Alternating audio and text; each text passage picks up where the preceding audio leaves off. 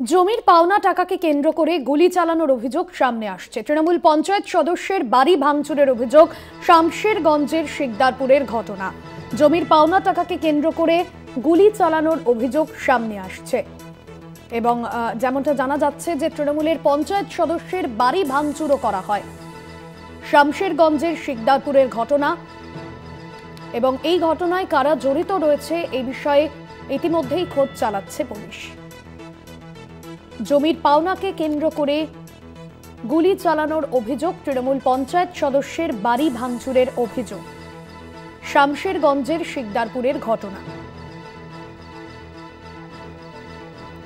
তৃণমূলের পঞ্চায়েত সদস্যের বাড়ি ভাঙচুর করা হয়, যদিও এখনো পর্যন্ত তৃণমূলের পঞ্চায়েত সদস্য তিনি এ বিষয়ে কিছু জানাননি। তবে এই ঘটনায় কারা জড়িত তা নিয়ে ইতিমধ্যেই খোঁজ চালাচ্ছে পুলিশ। ইতিমধ্যেই এই ঘটনায় তিনি অভিযোগ দায়ের করেছেন থানায়। তৃণমূলের পঞ্চায়েত সদস্যের বাড়ি ভাঙচুরের অভিযোগ, রাতের অন্ধকারেই ভাঙচুর চালানো হয় এমনটাই মনে করা হচ্ছে।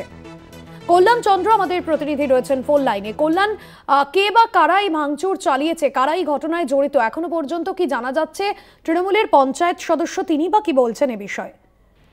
দেখো ভাস্বতী, সেটা হচ্ছে গতকাল রাত্রেবেলায় হঠাৎ করেই পঞ্চায়েতের যিনি সদস্য রয়েছেন শামশেরগঞ্জ থানা শিকদারপুর গ্রামে, সেই পঞ্চায়েত সদস্য আশিকুল, তার বাড়িতেই হামলা চালায় দুষ্কৃতীরা এবং তাকেও মারধর করার অভিযোগ। তবে তার স্ত্রী যেটা জানাচ্ছেন যে একটা জমি বিক্রির কয়েক লক্ষ টাকা দেওয়া হয়েছিল, অর্থাৎ তারা টাকা পেত এবং যিনি টাকা পেতেন সেটা হচ্ছে স্থানীয় পঞ্চায়েত সমিতির সদস্য, যার ফলে সেই টাকা দেওয়া হয়েছিল। বাকি কিছু টাকা ছিল, সেই টাকা পাওনা টাকা নেওয়ার জন্য চাপ দেওয়া হচ্ছিল তার স্বামীকে এবং কয়েকদিন সময় নেওয়া হয়েছিল, কিন্তু সেই সময় না দিয়ে গতকালকে কয়েকজন দলবলকে নিয়ে এসে হামলা চালানো হয় তাসিকুলের উপরে এবং তার বাড়ি ভাঙচুর করা হয়, কয়েক রাউন্ড গুলি চালানো হয় এবং অভিযোগ পাশের বাড়িও ভাঙচুর করা হয়েছে। এই অভিযোগটা উঠেছে এবং তাসিকুলের স্ত্রী অর্থাৎ পঞ্চায়েত সদস্যের স্ত্রী অভিযোগ করেছেন। এই ঘটনায় পুলিশ 3 জনকে আটক করেছে, তারা জিজ্ঞাসাবাদ করা হয়েছে।